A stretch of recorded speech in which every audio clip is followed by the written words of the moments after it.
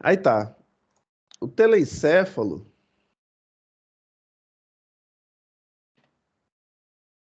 Eu tô com a câmera? Não, ainda não. Aí tá, o telencéfalo, pessoal. O telencéfalo, basicamente, ele vai ser uma vesícula secundária que vai ser originada do prosencéfalo. Lembrando aí que da nossa primeira aula de neuro, a gente tinha as vesículas primárias, né? O prosencéfalo, mesencéfalo, rombencéfalo. Aqui o prosencéfalo, que é a parte mais cefálica do nosso desenvolvimento fetal, né? Do nosso sistema nervoso central. A gente tem o prosencéfalo, que é a parte mais cefálica, mais anterior, que a gente tinha o prosencéfalo, que ele vai originar o telencéfalo e o diencéfalo. No caso, o telencéfalo é o que vai originar os hemisférios cerebrais e o diencéfalo é o que vai originar, basicamente, o tálamo, e que vai ficar entre os dois hemisférios cerebrais. E agora a gente vai ver telencéfalo.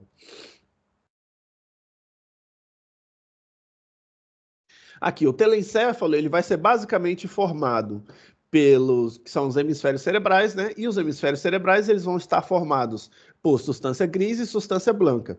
A substância gris dos hemisférios cerebrais vão ser basicamente a corteza cerebral, que é o córtex cerebral, e também a gente vai ter os gânglios basais, que vão ser, ou também chamados de corpos estriados, beleza? Que vão ser basicamente a substância gris subcortical, que a gente vai ter aqui a corteza cerebral, né? Repetindo, a gente vai ter a corteza cerebral, ou córtex cerebral, e que vai ser formado de substância gris. Lembrando aí que substância gris são somas neuronais, corpos neuronais, onde vai estar presente o núcleo da célula e também onde vai estar presente aí, a substância gris, ela vai ter função de processamento de informação. Logo, o córtex cerebral é uma zona de autoprocessamento de informação, que vai ser a camada mais externa aí dos hemisférios cerebrais. E a gente vai ter também os núcleos de substância gris subcortical, que vão ser justamente os gânglios basais. Que os gânglios basais, eles vão ter mais ou menos esse formato aqui, pessoal. Eles vão ter um formato mais ou menos de um girino, né? Que ele vai ter a cabeça, a cauda, e na ponta da cauda vai ter uma bolinha aqui. Basicamente, esses são os gânglios basais, que vão ser os núcleos de substância gris subcortical, que também vão fazer parte aí dos hemisférios cerebrais. E vamos falar aqui dos hemisférios cerebrais. No caso, os hemisférios cerebrais, eles vão ser dois, né, o direito e esquerdo. Cada um ele vai trabalhar da sua forma própria. No caso, a gente vai ter o hemisfério esquerdo, que ele vai ter funções muito mais de comunicação, função verbal. O hemisfério esquerdo do cérebro, ele também vai ter... Assim, os hemisférios cerebrais, pessoal, a gente vai ter aí o córtex cerebral.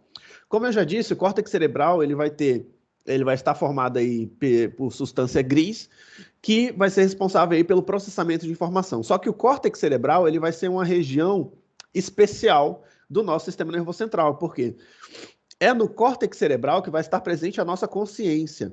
A nossa consciência está presente no nosso córtex cerebral, no sentido de que o impulso sensitivo, por exemplo, para que nós tomemos consciência de um impulso sensitivo, essa informação ela tem que chegar no nosso córtex cerebral. Beleza? Porque quando essa sensação chega no nosso córtex cerebral, é que a gente se dá conta, que a gente toma consciência de que a gente captou essa sensação. Ou seja, a nossa consciência está localizada no nosso córtex cerebral. Isso eu falei para as vias aferentes de sensibilidade. As nossas vias eferentes motoras, por exemplo, elas também vão se originar no nosso córtex cerebral. Por quê? Todo movimento que eu faço com intenção de fazê-lo, esse movimento ele foi planejado e idealizado no meu córtex cerebral, nas áreas correspondentes à movimentação. Ou seja, o nosso córtex cerebral é basicamente onde a gente está localizado, onde o nosso eu está localizado, a nossa consciência. Se uma informação entra no nosso córtex cerebral, a gente toma consciência dessa informação. Toda informação que a gente toma consciência, ela tem que chegar no nosso córtex cerebral. E se uma informação sai do nosso córtex cerebral, quer dizer que ela foi planejada, idealizada nele, e ela foi voluntária.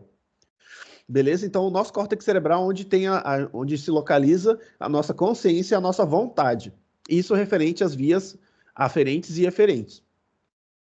Agora, o nosso córtex cerebral, ele vai estar, os nossos hemisférios cerebrais, ele vai estar formado pelo córtex cerebral, e o córtex cerebral, ele vai ser responsável por processar a informação. Só que cada parte, cada localização do nosso córtex cerebral, ele vai ter uma função específica.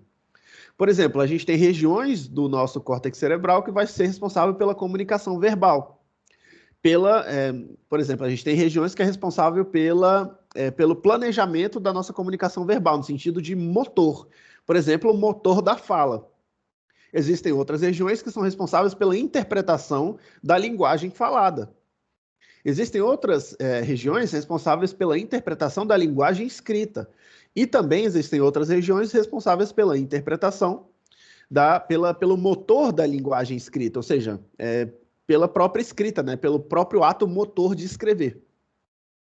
Existem, por exemplo, como eu disse, todos os estímulos que a gente se torna consciente, eles têm que chegar no córtex. Existem regiões do nosso córtex cerebral responsáveis pela captação de estímulos olfativos ou de estímulos gustativos também. Existem regiões responsáveis pela captação de estímulos visuais, auditivos, estímulos tácteis e tudo mais. Então, cada região do nosso córtex cerebral vai ser responsável pelo processamento de alguma informação. E não só pelo processamento, mas também o córtex cerebral ele vai trabalhar de maneira a conectar e associar informações. Por exemplo, a gente conecta e associa muitas informações de maneira automática. Isso é uma característica própria da nossa mente. Por exemplo, a gente olha para uma nuvem e pode enxergar um rosto numa nuvem, ou ao formato de algum animal. Isso não quer dizer que existe um animal nas nuvens. Isso quer dizer que a nossa mente, que o nosso próprio córtex cerebral associou o formato de uma nuvem com o formato de algum animal. Isso, nesse exemplo, pode não ter tanta importância assim, mas essa é uma característica muito importante para a nossa sobrevivência. Por quê?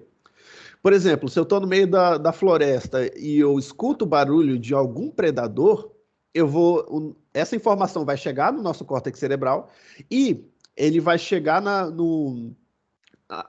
o primeiro lugar que o estímulo chega é o lugar do córtex, do córtex primário, que se chama. Córtex primário, que é onde o estímulo chega e nós tomamos consciência desse estímulo, que nós captamos esse estímulo. Só que depois de chegar no córtex primário, esse estímulo vai viajar através do córtex associativo, que vai associar esse estímulo que a gente recebeu a outros conceitos de acordo com a nossa vivência, o nosso aprendizado passado. Por exemplo, nesse exemplo que eu peguei aí, da gente estar no meio do mato e escuta o barulho de um predador, a gente não viu esse predador, a gente não tocou, a gente não cheirou ele, mas a gente escutou o barulho dele. Esse estímulo ele vai chegar no nosso córtex responsável pela audição, no córtex auditivo primário, e nós vamos nos tornar conscientes desse estímulo quando ele chega aí. Depois, esse estímulo vai viajar quase que instantaneamente ao nosso córtex auditivo associativo, que ele vai associar esse barulho, esse som que a gente acabou de captar a outros conceitos que a gente aprendeu anteriormente ao longo da nossa vivência. Por exemplo, ao conceito de, por exemplo, eu capto o barulho de um predador e eu vou conectar esse barulho, eu vou dar significado a ele. Dar significado às coisas é basicamente o que vai fazer o nosso córtex associativo. Porque esse som desse predador, quando eu tomo consciência, ele, de primeira mão, ele não tem significado algum. Logo, o meu córtex associativo ele vai agregar significado. Por exemplo, eu vou agregar o significado ao som do predador, à própria presença do predador. E eu vou associar a presença dele com um perigo de vida. Associando ao perigo de vida, outras regiões do meu cérebro e do meu sistema nervoso central, por exemplo, o sistema somático, responsável pelo controle de funções involuntárias, ele vai gerar taquicardia, vai gerar taquipneia, ele vai ativar o meu sistema de luta ou fuga, ele vai gerar esse impulso de, por exemplo, correr ou fugir, ou lutar com esse predador para eu poder sobreviver. Então, basicamente, o nosso córtex, ele vai não só receber informação, mas ele vai também agregar significado a ela e vai também, de acordo com esse significado, ele vai gerar uma resposta a esse estímulo que a gente acabou de captar. E nisso, a corteza associativa ela também é muito relacionada à nossa memória. principalmente a nossa memória de longo prazo, são os aprendizados passados que a gente teve, né, para associar significado àqueles estímulos que a gente acabou de captar. E os nossos hemisférios, eles vão trabalhar dessa forma, só que os hemisférios cerebrais direito e esquerdo, eles vão ter funções diferentes, no geral, porque eles vão ter regiões próprias de cada um dos hemisférios. Por exemplo, o nosso hemisfério esquerdo, ele tem uma região própria que é motor da fala. Região essa que a gente não tem no hemisfério direito. No hemisfério direito, a gente vai ter regiões próprias que vão ser responsáveis pela empatia, que a gente não tem no hemisfério esquerdo. Ou seja, essas regiões próprias que um hemisfério tem e que o outro não tem, vão fazer com que esses hemisférios eles tenham funções especializadas e diferentes entre si. E a comunicação entre esses hemisférios, através das vias das chamadas comissuras interhemisféricas, que são vias de substância branca que vão conectar os dois hemisférios, vão fazer com que eles trabalhem de uma maneira integrada. Beleza? Só que, em primeiro lugar, a gente vai ver quais são as funções de cada hemisfério. No caso, o hemisfério esquerdo, ele vai ser mais especializado na nossa comunicação verbal da fala, ele vai ser mais especializado em conceitos, em processamento de conceitos abstratos, ou seja, processamento de conceitos não físicos, o que não é físico. Ele vai ser responsável pela nossa percepção temporal e responsável automaticamente pelo nosso planejamento no tempo. Porque o meu planejamento no tempo, ele não é algo físico, não é algo que está acontecendo aqui agora, é um conceito abstrato que o meu hemisfério esquerdo ele consegue processar.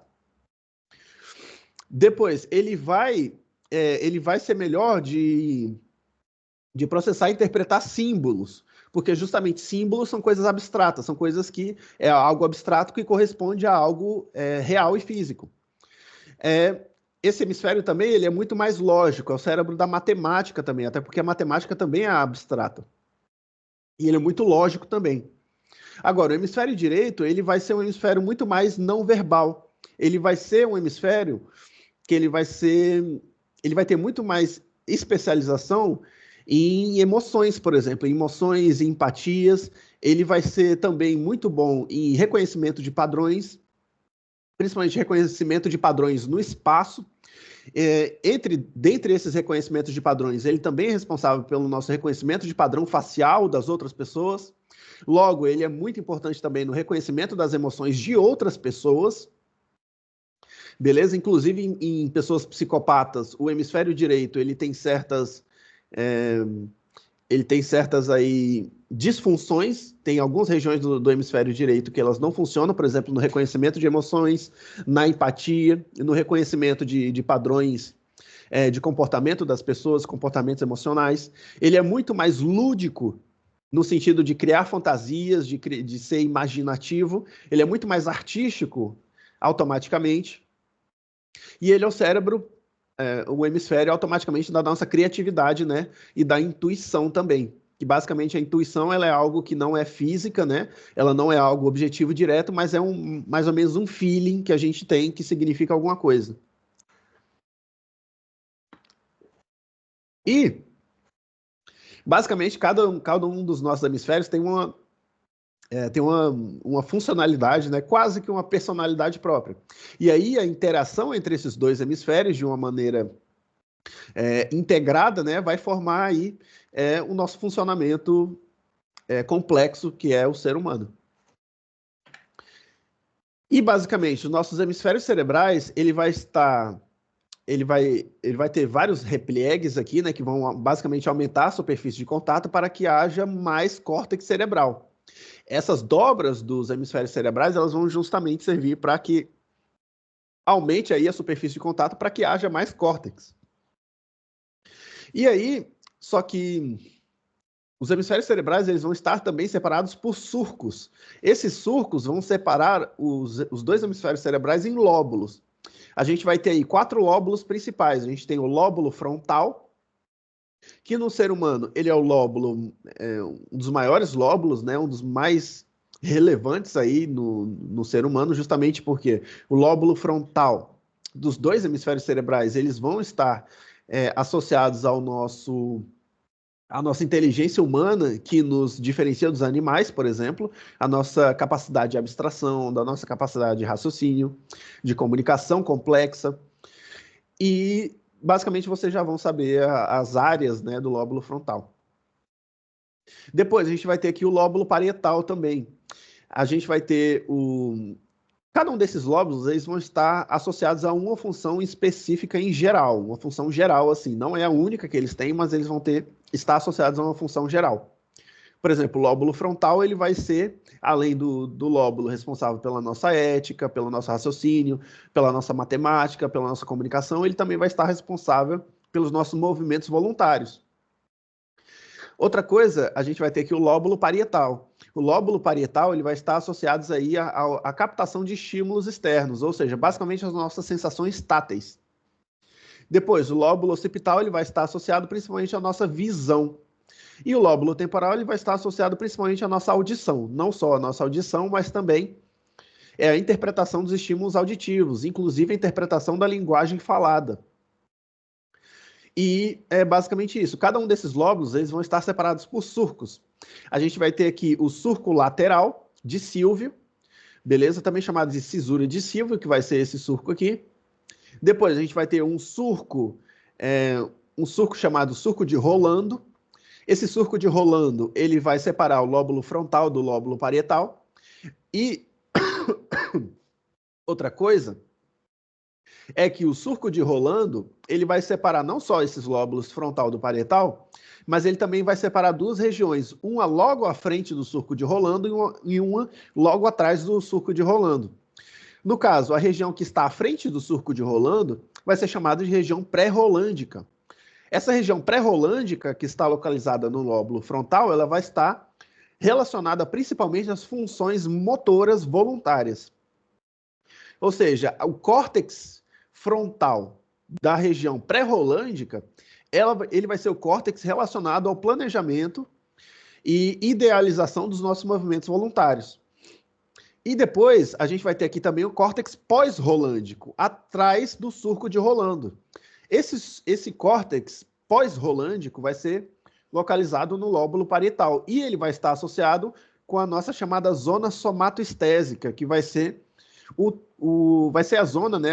Esse córtex pós-rolândico vai ser uma zona sensitiva, principalmente de sensibilidade tátil, sensibilidade da nossa pele, de textura, temperatura, formato de objetos e tudo mais.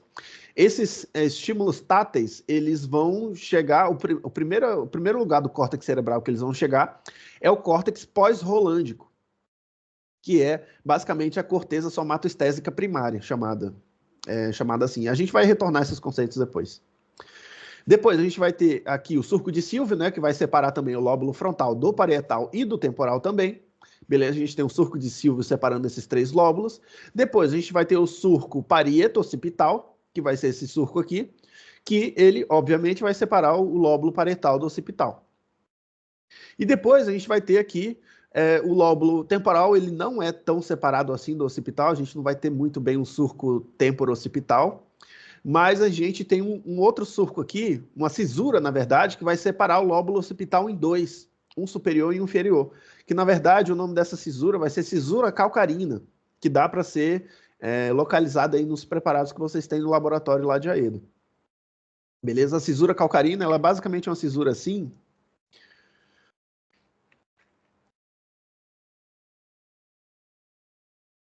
Ela vai ser basicamente uma linha que vai separar o lóbulo occipital em dois, dessa forma aqui, ó. E aí vai ter a cisura calcarina, que ela vai ser bem assim, e ela vai separar em lóbulo occipital superior e inferior, acima da cisura calcarina e abaixo da cisura calcarina. E basicamente esses vão ser os aspectos externos, né, dos nossos hemisférios cerebrais. Agora a gente vai falar das áreas de Brodmann. Essas áreas de Brodmann são regiões da nossa corteza cerebral, dos dois hemisférios, que esse cientista aí, esse tal de Brodmann, ele foi mapeando o córtex cerebral de forma a associar essas regiões mapeadas a eles a certas funções. E as áreas de Brodmann, no caso, ele começou mapeando algumas 40 e poucas áreas de Brodmann aí, e depois, posteriormente, outros cientistas eles foram completando o mapeamento das áreas de Brodmann, né? Então, essas áreas de Brodmann elas são mapeadas de acordo com números, elas são nomeadas, né, de acordo com números e associadas a certa função. Que, basicamente, esse foi o mapeamento que esse cientista começou aí, né? E algumas delas a gente tem que saber para a prova, basicamente tem que decorar, né? Basicamente, todas essas áreas de Brodmann aí vocês têm que decorar para ir para a prova sabendo elas, porque elas sempre são perguntadas, sempre são perguntadas. Algumas mais do que outras, né? As que são mais perguntadas eu vou falar, só que é bom que vocês decorem todas. E basicamente é decorar, gente, porque não tem muita lógica assim, mas você tem que decorar isso aqui. Vamos lá, a gente vai ter primeiro as áreas de Brodmann do lóbulo frontal dos hemisférios cerebrais. No caso, a gente vai ter a área de Brodmann 4, lembrando que, retomando aqui os surcos, esse aqui vai ser o surco de Silvio, esse aqui vai ser o surco de Rolando. A área 4 vai ser a área pré-rolândica, e a área 1, 2, 3, ou pode ser chamado de 3, 1, 2, também vai ser a área pós-rolândica. Vamos começar pelo lóbulo frontal, pela área pré-rolândica. A área de Brodmann 4 vai ser correspondente à área pré-rolândica do lóbulo frontal, logo à frente do surco de Rolando. Essa área ela vai ser a área motora e promotora, que são, na verdade, as áreas 4 e 6, que são logo as áreas pré-rolândicas aí. Ou seja, a área 4 vai ser a área motora e a 6 vai ser a promotora. Porque a área 4 ela vai ser motora no sentido de que ela vai idealizar e planejar o movimento voluntário, e a área 6 ela é promotora porque ela vai promover esse movimento voluntário que foi idealizado e planejado pela área 4. Logo, as áreas 4 e 6 são áreas motoras responsáveis pela idealização, planejamento e promoção do movimento voluntário. Beleza? Que são correspondentes às áreas pré-rolândicas, logo à frente do surco de Rolando. Depois, a gente vai ter a área 8, que é a área da mirada conjugada. No caso, a mirada conjugada, ela vai ser uma área que vai ser responsável pela movimentação dos nossos olhos. De maneira que a gente tem 2 olhos, né? E essa área, ela vai ser responsável por harmonizar a nossa mirada dos 2 olhos, de maneira que os nossos olhos olhem para um foco só, que no caso é a mirada conjugada, e ela também vai ser responsável por fazer com que nós acompanhemos com os olhos o movimento que a gente esteja fazendo. Por exemplo, eu estou movimentando a ponta do meu dedo e eu posso acompanhar com os meus olhos a movimentação da ponta do meu dedo. Isso é chamado mirada conjugada, que é basicamente a harmonização da minha mirada, né, do meu foco dos meus olhos, para que eles tenham o mesmo foco de visão. E que ela capacita também com que a gente possa acompanhar com os olhos um movimento que a gente esteja fazendo, ou acompanhar com os olhos um objeto que esteja em movimento. Isso é chamada mirada conjugada, que é da região 8 de Brodmann, localizada no lóbulo frontal. Essas áreas que eu estou falando, pessoal, elas vão estar presentes nos 2 hemisférios cerebrais. Quando forem áreas que vão estar presentes em um só hemisfério cerebral, eu vou falar. Só que se eu não falar, ela vai estar presente nos 2. Aí vamos lá. Depois a gente vai ter essas áreas aqui, que vão ser a área 9, 10, 11, 46 e 47. Essa área 9, 10, 11, 46 e 47, percebam que essas áreas aqui, elas são as áreas mais anteriores do lóbulo frontal. No caso, essas áreas aqui, elas vão compor o nosso córtex pré-frontal, que vai ser o córtex mais anterior do nosso lóbulo frontal. Essas áreas do córtex pré-frontal, que são as áreas 9, 10, 11, 46 e 47, elas, assim, o lóbulo pré-frontal, pessoal, o nosso cérebro, ele evoluiu de uma maneira a crescer para frente. Não é o tamanho do cérebro que vai definir a nossa inteligência, até porque inteligência é um conceito muito complexo, que ele é multifatorial, ele não vai depender também só dos hemisférios cerebrais. Ele vai depender basicamente de fatores genéticos, vai depender de todo o sistema nervoso central e vai depender também dos estímulos e dos recursos que um ser humano teve, principalmente durante seu desenvolvimento, durante a infância e adolescência, para desenvolver inteligência. Só que a área do córtex pré-frontal é a área mais recente, evolutivamente, que surgiu no ser humano. E essa área ela vai ter as funções mais refinadas possíveis do nosso intelecto que nos faz ser humano. Ou seja, o córtex pré-frontal, essas áreas aqui, 9, 10, 11, 46 e 47, que é o córtex mais anterior do lóbulo frontal, elas vão possuir funções a respeito da nossa elaboração e do intelecto. No caso, a área 9 vai ser a área da nossa vontade, que no caso vai ser da nossa vontade mental de fazer as coisas, né? Por exemplo, essa vontade mental de fazer as coisas são vontades que não necessariamente estão associadas à nossa sobrevivência. Por exemplo, uma pessoa tem vontade de ter um iPhone, sei lá o quê. Isso não está associado à sobrevivência, só que é uma vontade mental. Beleza? É uma coisa que foi construída na cabeça dela por estímulos externos ou internos que fez com que ela tenha vontade de comprar aquele iPhone. Não está associada com a sobrevivência dela. Mas é uma vontade psíquica, uma vontade mental. Da mesma forma que um cientista, por exemplo, ele tem vontade de fazer uma descoberta. Não necessariamente, se ele não fizer aquela descoberta, ele vai morrer. Não é algo associado à sobrevivência dele, mas ele tem aquela vontade porque é algo mental que foi construído na mente dele. Ou seja, é algo que é uma característica de nós seres humanos. Os animais, por exemplo, eles não têm uma área de vontade, de uma vontade abstrata que vai estar desassociada à sobrevivência dele, porque a maioria das vontades de um animal está associada à sobrevivência, ou seja, basicamente a vontade de um animal é o seu instinto. Essa nossa área da vontade é a vontade desassociada ao instinto de sobrevivência. Depois, a gente vai ter a área 10 aqui, que é o centro motor superior. Esse centro motor superior, ele vai estar associado a atividades motoras e também atividades de raciocínio que necessitam ou de aprendizado ou de estudo. Por exemplo, o centro motor superior, ele vai ser a área do cérebro responsável pela movimentação quando um músico está tocando um instrumento, por exemplo, que é um centro motor superior. É uma atividade motora superior que exige consciência, movimentos conscientes e que exige experiência ou estudo.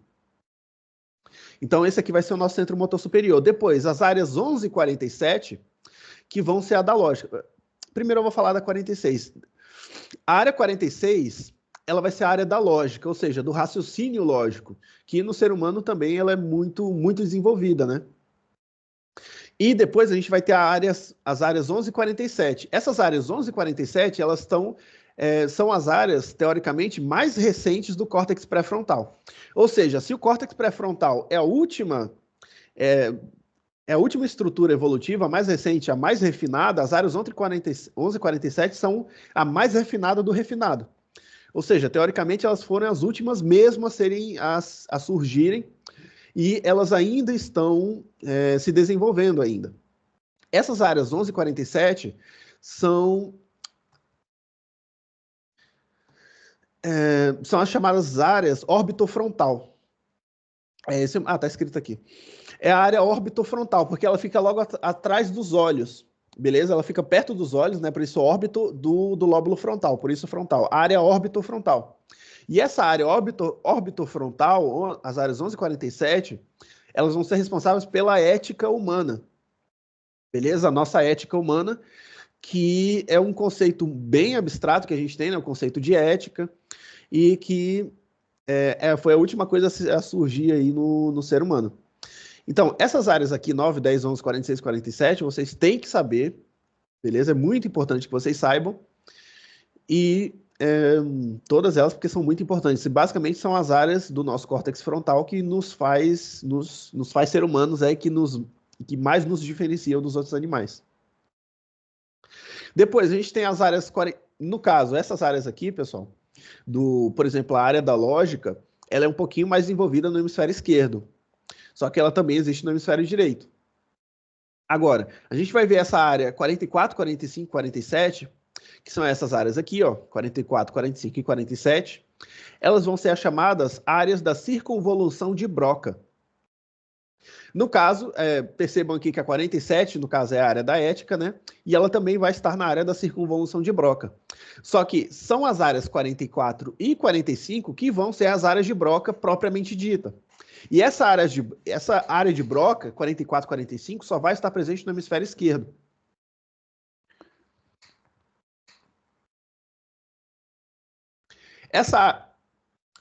De novo, a circunvolução de Broca é mais ou menos a localização aí. que é 44, 45 e 47.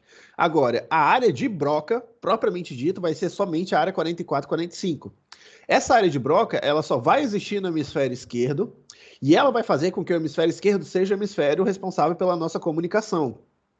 Porque a área de Broca 44, 45, que só vai estar presente no hemisfério esquerdo, é a área responsável pela nossa comunicação. Ela é a área motora da nossa comunicação, principalmente a nossa comunicação falada. Ou seja, são as áreas 44 e 45, apenas presentes no hemisfério esquerdo, que vão fazer a idealização e o planejamento dos movimentos motores voluntários que a gente tem que fazer para a gente falar e se expressar. E também, por exemplo, quando a gente está falando, quando a gente está se expressando, a gente movimenta muitos músculos. A gente movimenta os lábios, a gente movimenta o rosto, a gente movimenta músculos da laringe, músculos das cordas vocais, a gente movimenta as bochechas, a língua. Tudo, falar é uma atividade muito complexa. Ou seja, essas áreas aqui, elas se especializaram somente em fazer a idealização e o planejamento dos movimentos motores que a gente tem que fazer para conseguir se expressar. Beleza? E basicamente essa aqui é a área de Broca que vai estar presente somente no hemisfério esquerdo do cérebro. O que acontece se existe algum problema nessa área de Broca aqui? Quando existe algum tumor, algum impacto, algum trauma ou algum defeito de formação da área de Broca. A gente tem a chamada afásia motora, ou até um ACV, né, um acidente vascular cerebral hemorrágico isquêmico. A gente tem a chamada afásia motora. Isso aqui é muito importante, pessoal. Essa área de Broca aqui é muito importante que vocês saibam. Quando existe uma disfunção dela, estabelece uma afásia motora. Afásia é uma patologia em que o paciente não consegue se comunicar. Uma afásia motora, o paciente não consegue se comunicar porque ele é incapaz, de maneira motora, ele é incapaz, incompetente, as vias motoras dele, ele simplesmente não consegue se comunicar porque ele não consegue gerar os movimentos para que ele possa se comunicar. Por exemplo, um paciente com afásia motora, ele não vai falar nada com nada. Basicamente, imagina uma pessoa bêbada, só que bêbada no máximo possível que é possível estar. E aí ela vai falar tudo enrolado, tudo embromado, e ela pode falar algumas palavras, só que palavras desconexas e também palavras que não têm nada a ver com a situação em que ela está. Isso seria uma fase motora, porque a pessoa não consegue se comunicar porque ela simplesmente não consegue gerar os movimentos para gerar uma comunicação eficiente. Seria uma fase motora, né? Tem vídeos no YouTube de afasia motora, eu aconselho que vocês vejam. Como as pessoas falam quando elas estão com afasia motora. E, no caso, a afasia motora é uma disfunção da área de Broca, do hemisfério esquerdo, que é correspondente das áreas 44 e 45 de Brodmann. No caso, qual que vai ser o correspondente da área de Brodmann no hemisfério direito? Que não tem aí essa função de comunicação. No hemisfério direito, nessa localização aqui, a gente não vai ter área de Broca. A gente vai ter as áreas supramarginal e angular. Essas áreas supramarginal e angular elas vão ter as funções no hemisfério direito. Basicamente, essas áreas elas vão ter os chamados neurônios espelho ou neuronas espejo. Essas áreas, esses neurônios espelho, eles vão ser responsáveis, muito responsáveis pela nossa empatia, ou seja, pelo reconhecimento das emoções em outra pessoa, e também elas vão ser responsáveis por a gente sentir um pouco o que a outra pessoa está sentindo, de acordo com esse reconhecimento das emoções.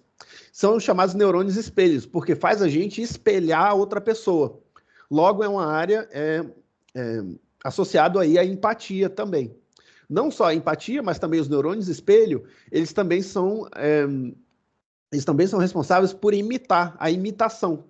Por exemplo, pode ser também associado à nossa imitação social, né? Porque o ser humano ele é um animal social, então a gente tende a se localizar em um grupo.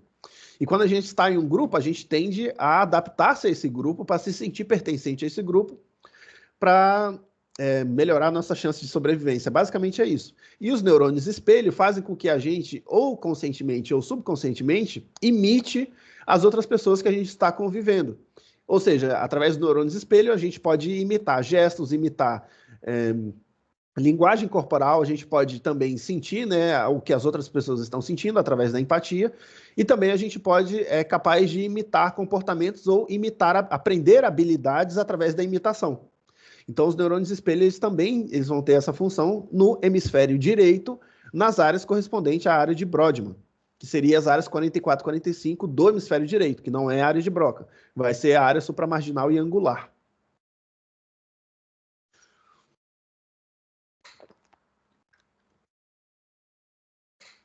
Depois, a gente vai ter as áreas somatoestésicas primárias, que no caso, essas áreas somatoestésicas, somato quer dizer o que é consciente ou o que é voluntário. E estésico quer dizer sensações. Ou seja, a área somatoestésica primária vai ser basicamente a primeira área a qual os estímulos sensíveis vão chegar para que nós nos tornemos conscientes desses estímulos sensíveis, da sensibilidade, estímulos táteis principalmente. Dor, calor, frio, temperatura, vibração, tudo isso que a gente sente através da pele. Ela vai chegar, a primeira área do córtex cerebral que ela vai chegar vai ser essa área somatoestésica primária. Primária porque ela é a primeira. E essa área vai ser a área 312 de Brodmann, ou 123 de Brodmann, que corresponde ao córtex pós-rolândico. Que aqui a gente tem um surco de Rolando, a área pré-rolândica, motora, e a área pós-rolândica sensitiva, que é a área somatoestésica primária, a área 312 de Brodmann. Beleza? Isso aqui é muito importante também, vocês têm que saber. Depois, as outras áreas somatoestésicas primárias vão ser a visual e a auditiva, que são as primeiras áreas do córtex cerebral que o estímulo visual e auditivo vai chegar para que nós nos tornemos conscientes desse estímulo. No caso, a área 17 vai ser a área visual primária, e a área 40, no caso, a área 17 vai estar presente no lóbulo occipital, responsável pela visão. E depois a gente vai ter a área 41, que é a da audição, que vai ser aqui localizada no lóbulo temporal. Beleza? Ou seja, os estímulos visuais e auditivos, eles vão chegar. A primeira área do córtex cerebral que eles vão chegar vão ser essas áreas para que nós nos tornemos conscientes que esse estímulo foi captado. Agora, depois disso, a gente vai ter as áreas associativas, que, como eu disse, essas áreas associativas, elas vão dar um significado para esse estímulo que a gente captou. E aí, ela vai dar esse significado associando esse estímulo a outros conceitos que a gente já tem previamente formado através da nossa memória, né, a nossa memória de longo prazo e também através do nosso instinto também. A gente tem uma memória instintiva também. Existe também uma memória epigenética também, que é uma memória que foi passada através dos nossos antepassados, né? Uma memória que foi meio que cravada no material genético dos nossos pais, avós e tal, e foi passada para a gente. Então, esses conceitos também são associados aos estímulos através das nossas áreas associativas. No caso, as áreas associativas, elas que vão dar significado àquilo que a gente está vendo, que a gente está captando, né? O que a gente está ouvindo ou sentindo, elas vão ser as áreas 5 e 7, que no caso elas vão ser as áreas correspondentes à nossa memória associativa esteroceptiva e proprioceptiva. Por exemplo, essas áreas aqui, por exemplo, eu estou cozinhando e eu estou fritando alguma coisa com óleo quente. E aí, de repente, eu estou distraído aqui, o óleo para o outro lado, e eu vou pegar eu vou manipular aquela comida que está fritando ali, e eu sinto um calor muito grande nos meus dedos. Esse calor, ele vai ser captado, ele vai chegar na minha área somatoestésica primária, 312 de Brodmann, e eu vou associar esse calor, esse estímulo ele vai ser distribuído para minhas áreas associativas, 5 e 7, e eu vou associar esse estímulo desse calor e dar um significado para ele. Por exemplo, eu vou dar um significado porque nessa situação em que eu estou localizado, eu estou fritando alguma coisa. E se eu sentir um calor muito grande ao colocar minha mão ali, é possível que eu tenha queimado minha mão com óleo. E também o meu reflexo vai fazer com que eu tire a minha mão dali, porque senão eu vou continuar machucando a minha mão. Então, basicamente, essas coisas, o significado de um estímulo, ele vai chegar, eu vou deduzir o significado quase que instantaneamente, através das áreas associativas. No caso, a 5 e 7 é ela que vai dar significado àquilo que eu estou sentindo. Depois, a gente vai ter áreas associativas também visuais e auditivas. No caso, a 18 e a 19, elas vão ser as áreas associativas visuais, e a área 42 e 22 vão ser as áreas associativas auditivas. No caso, a área 22 ela vai ser muito importante porque a área 22 ela vai ser uma área associativa auditiva especializada na linguagem falada, que ela vai ser chamada área de Wernicke. Beleza? A área 22 vai ser a área de Wernicke ou de Wernicke. Essa área 22 vai ser a área de percepção da linguagem oral, que ela vai ser uma área associativa especializada na linguagem falada, que vai fazer com que eu compreenda o que eu esteja falando e que outras pessoas estejam falando. Logo, uma disfunção dessa área de Wernicke, a área 22, vai me causar uma afasia também, uma discapacidade de me comunicar. Lembrando que comunicação é você dar uma mensagem, você receber uma mensagem. Quando você não consegue receber mensagem alguma, você também não consegue se comunicar. Gerando assim uma afasia sensitiva, uma discapacidade de comunicação que é gerada pela minha incapacidade de captar, interpretar e entender o que eu estou escutando, a linguagem falada que eu estou escutando. Basicamente, uma pessoa fica surda sem necessariamente não escutar, não ouvir os estímulos. Ela consegue ouvir o estímulo, só que ela não consegue associar significado às palavras que ela está ouvindo. Beleza? Então, basicamente, essa é a fase sensitiva. A fase sensitiva também vai afetar o que eu falo.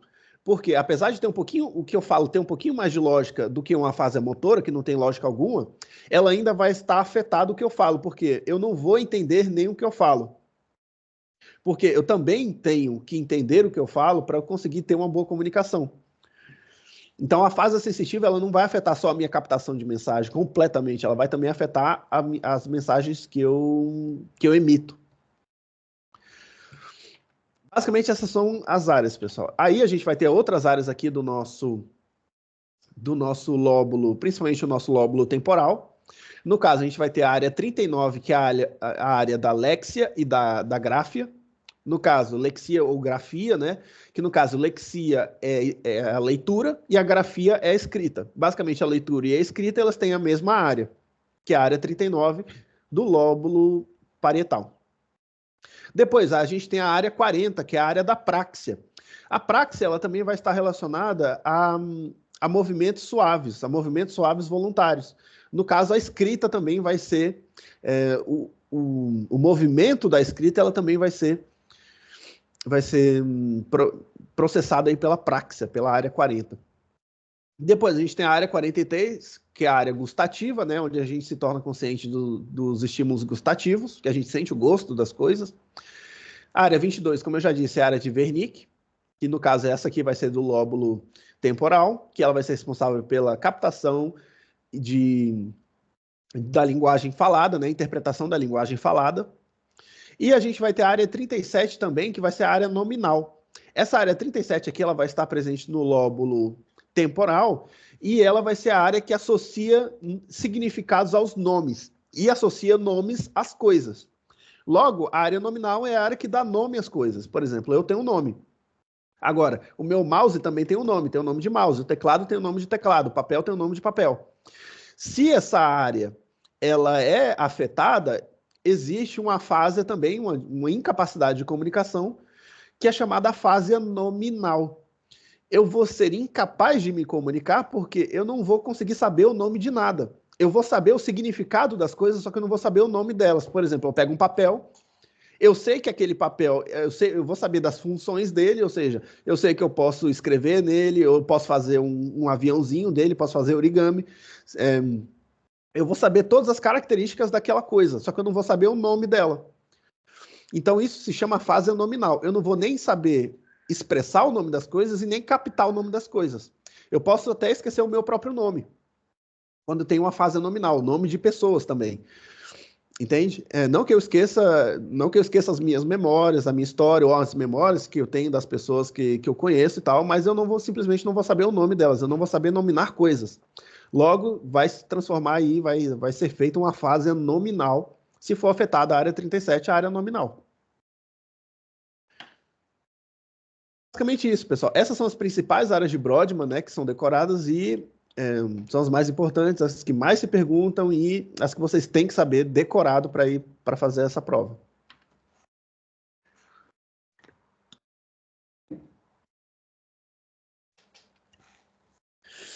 A gente deu mais ou menos uma horinha de aula. Vocês querem fazer uma pausa de uns 10 minutinhos?